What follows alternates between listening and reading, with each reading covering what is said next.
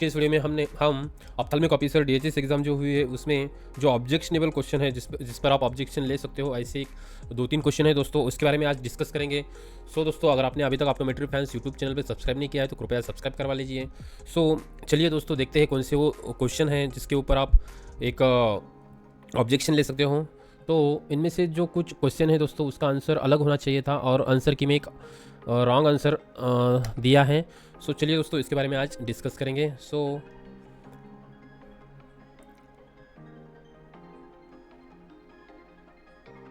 इसमें question number जो 11 है, क्वेश्चन नंबर 11 है, और जो क्वेश्चन है द 10 लेयर ऑफ रेटिना, जो 10 लेयर ऑफ रेटिना, रेटिना के जो 10 लेयर है are composed of the following cells. Retina में कौन से सेल्स होते हैं, रेटिना के जो 10 लेयर होते हैं उनमें से कौन से सेल होते हैं, एक्सेप्ट इनमें से कौन सा सेल नहीं होता है। ठीक है, चार ऑप्शन दिए हैं आपको, इनमें से कौन सा सेल जो रेटिना में नहीं होता है।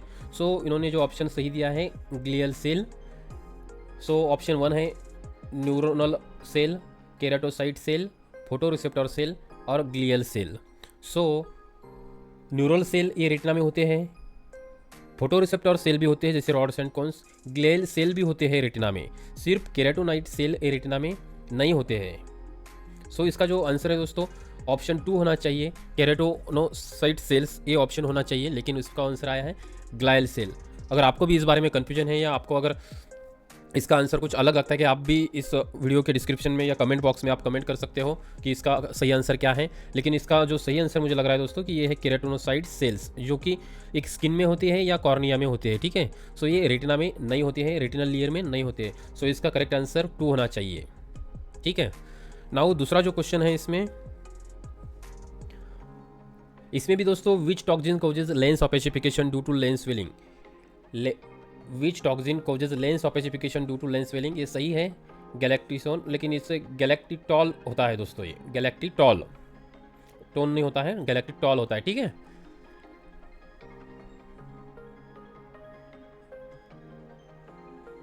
नेक्स्ट जो क्वेश्चन है दोस्तों ये है which of the following is a commonly use, which of the following commonly use local anaesthetics for topical ocular anaesthesia known for it rapid onset and short duration of action. Option 1 होता है ब्यूपिवैकिन, B है tetracaine, सी है procaine या lidocaine. सो जो fast acting होता है और commonly use किया जाता है, आप सबको पता ही है दोस्तों कि प्रोकेन ये कॉमनली यूज़ किया जाने वाला लोकल एनास्थेटिक्स है। ठीक है, इसका ऑनसेट भी फास्ट है, ड्यूरेशन भी बहुत कम होता है, लॉन्ग लास्टिंग नहीं होता ये, और टेट्राकेन है ये भी कमी इसमें होता है, लेकिन ये बहुत ही ज़्यादा पॉपुलर ड्रग है प्रोकेन। सो इसका आंसर ये होना चाहिए प्रोकेन। अगर आपको भी इसका आंसर कुछ डाउटफुल लगता है तो प्लीज़ कृपया कमेंट में आप बता दीजिए।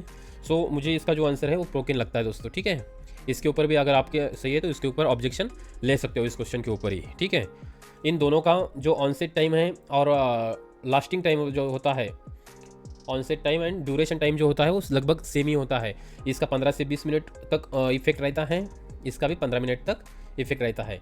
ये भी जो इसका ऑनसेट होता है एक 15 से 20 सेकंड ये होता है, इसका भी 15 से 20 सेकंड ही होते हैं। 19 क्वेश्चन भी यहाँ पर भी कंफ्यूजन है दोस्तों। ड्रॉप बॉल टेस्ट जो होता है, drop ball test is perform to assess, drop ball test जो होता है वो इम्पैक्ट रेजिस्टेंट चेक करने के लिए किया जाता है, लेकिन ऑप्शन जो है impact resistant for glass and plastic lenses, central thickness of ophthalmic lenses, impact resistant for plastic lens only and quality of anti reflective coating. So इसमें भी जो सही आंसर ऑनलाइन अगर चेक करते हो तो उसमें भी आपको सही आंसर बताता है कि impact resistant for plastic lens only, सिर्फ प्लास्टिक लेंस एग्जामिन करने के लिए या फिर उसका जो रेजिस्टेंट चेक करने के लिए यूज़ किया जाता है, सिर्फ प्लास्टिक लेंस का, नॉट अ ग्लास लेंसेज। सो ये भी एक कन्फ्यूजन वाला क्वेश्चन है, इसका भी आप एक ऑब्जेक्शन ले सकते हो। ठीक है, और इसका भी आंसर आपको अगर कुछ अलग लगता है तो प्लीज़ कृपया कमेंट बॉक्स में मुझे कमेंट करके बताइएगा। नाउ नेक्स्ट क्वेश्चन इज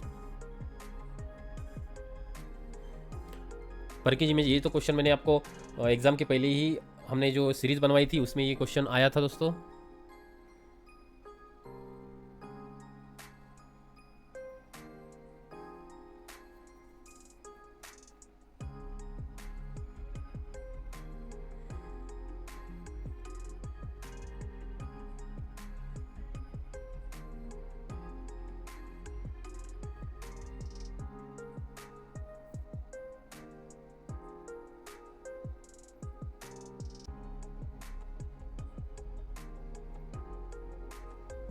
इस MCQ के ऊपर जो पूरे जो क्वेश्चन है उसके ऊपर हम बाद में डिस्कस करेंगे। सो आज के स्टूडियो में सिर्फ जो भी ऑब्जेक्शनल है, जो भी रॉन्ग क्वेश्चन लगते हैं, आंसर हमको रॉन्ग लगते हैं, उसके ऊपर ही डिस्कस करेंगे।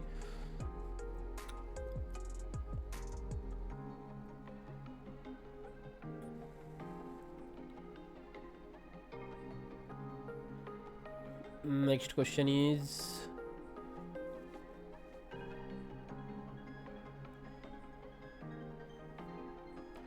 नाउ दोस्तों, यहाँ पर भी एक क्वेश्चन है, ये लगभग ये देखिए, the IOP measure is influence by. IOP measure करते समय क्या इन्फ्लुएंस, कौन से फैक्टर उसको अफेक्ट करते हैं?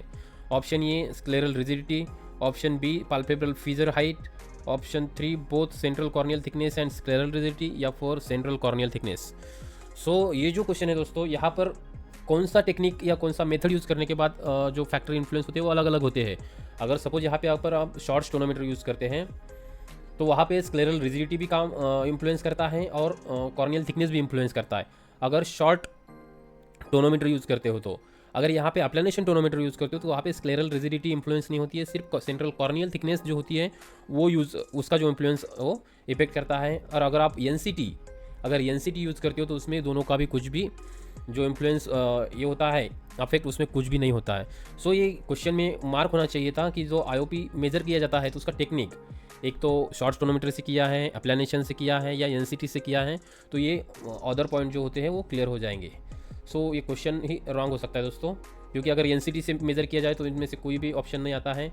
शॉर्ट से किया जाए तो उसका ऑप्शन ये आएगा, अगर अप्लानेशन से किया जाए तो उसका correct answer central corneal thickness आता है। ये अलग अलग ऑप्शन है। अगर यहाँ पे अगर प्रोसीजर का अगर मेथड का अगर नाम आता था तो ये क्वेश्चन उससे भी ज़्यादा क्लियर होता था।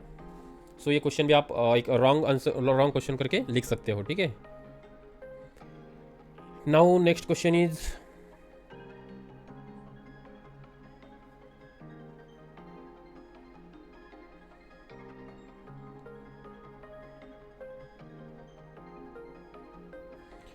यहाँ पर है दोस्तों during the lacrimal syringe if regurgitation of fluid is observed from upper punctum but not from the lower punctum, what is like to location of partial block?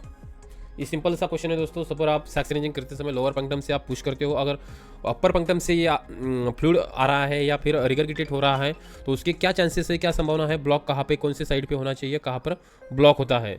So normally अगर लोअर पुश करते हैं और अपर से आता है तो मे भी 2 chances हैं, एक तो कॉमन कैनालिकुलाई से या फिर नासोलैक्रिमल डक्ट से आना चाहिए। लेकिन अगर आप एक ही खुराना रेफर करते हो तो वहाँ पे तो सीधा लिखा है दोस्तों कि अगर ब्लॉक अगर NS नासोलैक्रिमल डक्ट में है या फिर लैक्रिमल सैक के लोअर एंड के ऊपर है, तो अगर आप लोअर से पुश करते हो तो अपर साइड में रिगरगिटेशन होता है, ठीक है। तो उसके हिसाब से जो सही आंसर होगा इसका ये नासोलैक्रिमल डक्ट होना चाहिए, ठीक है। सो दोस्तों आप भी इस क्वेश्चन को एक बार डिस्कस करिए, अच्छे से समझ लीजिए और कमेंट में मुझे बताइए कि उसका आंसर क्या हो सकता है। Now next question is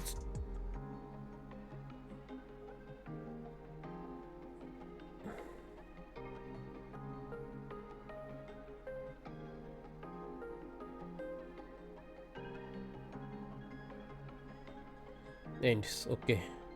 so दोस्तों आज के इस वीडियो में ये थे जो 2-3 क्वेश्चन थे जिसमें कन्फ्यूजन था। आप भी उस क्वेश्चन के ऊपर थोड़ा सा डिस्कस करिए, थोड़ा सा जान लीजिए क्वेश्चन में, और आपको भी क्या आंसर लगता है मुझे बता दीजिए। अगर आपको भी उसमें कन्फ्यूजन है, आपको भी अगर लगता है कि आंसर की में उसका जो आंसर है रॉन्ग दिया है, तो आप उसमें ऑब्जेक्शन ले सकते हो कि रॉन्ग आंसर है या फिर मल्टीपल उसके आंसर है। आपको प्रोसेस कैसे करना है, ऑब्जेक्शन कैसे लेना है, उसके ऊपर मैं एक उसके बाद ही तुरंत वीडियो बना देता हूँ। अगर आपको ये वीडियो पसंद आता है तो कृपया चैनल को लाइक शेयर सब्सक्राइब करिए। अगर